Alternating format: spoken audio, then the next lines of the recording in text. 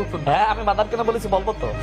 আমাকে আপনার আরেকটা মজার তথ্য আছে, সবাই আপনার সহকর্মীরা বলে যে সহকর্মীরা তো রাশেদ আমাদের- হচ্ছে মিডিয়া দেখলে সবার আগে চলে যায়, আর রাশেদ- পুলিশ আর রাশেদ আচ্ছা, আমি পুলিশ সবার- দেখলে সবার পিছনে ভাগে। কাউকে কটাক্ষ করতে নেই। গণ অভ্যুত্থানে আপনারও ভূমিকা আছে, আমারও আছে, তাই না? সবাই তো গণ অভ্যুত্থানের শক্তি। Wake up to reality. এই যে জুলাই গণঅভ্যুত্থানে রাশেদ খান তার একটা কোনো ডকুমেন্ট দেখার যে সে আছে, এখানে তার দলের যে প্রধান ছিলেন নুরুল হক নূর, তিনি নিজে হচ্ছে স্টেটমেন্ট দিচ্ছেন যে এই রাশেদ হচ্ছে যে এখানে জুলাই গণঅভ্যুত্থানে কোথাও ছিলেন না।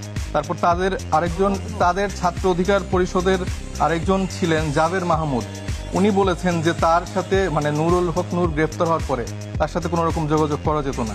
22 তারিখের পরে বহুবার কল করেও তাকে পাওয়া যায়নি। রাশেদ খানও বারবার বলে এই আসিফ আমার কর্মী ছিল, অমুক আমার কর্মী ছিল, এইভাবে সে বুঝায় যে আমার অভ্যুত্থানে সব এরা আমার বাচ্চা কাচ্চা, এবং আমাকে হচ্ছে সালাউদ্দিন আহমেদ ওহি দিতেন শিলং থেকে, আমি সেগুলা এখানে নাজিল করে আমি আমার অভ্যুত্থানটা চালাইছি। এই ক্রেডিটবাজি করে করে করে আজকে তিনি একটা পথ পেয়েছেন, এবং এই পথ দিয়ে এখন যা না তা মিথ্যা প্রোপাগান্ডা সে কন্টিনিউয়াসলি চালাই যাচ্ছে। একটা প্রধানমন্ত্রীর রাজনৈতিক উপদেষ্টার কথাবার্তা যদি এরকম হয়, প্রধানমন্ত্রীর লেভেল বাংলাদেশের মানুষ এখন চায়ের স্থলে আলোচনা করে যে আমাদের এই প্রধানমন্ত্রীর লেভেলটা কোন দিকে।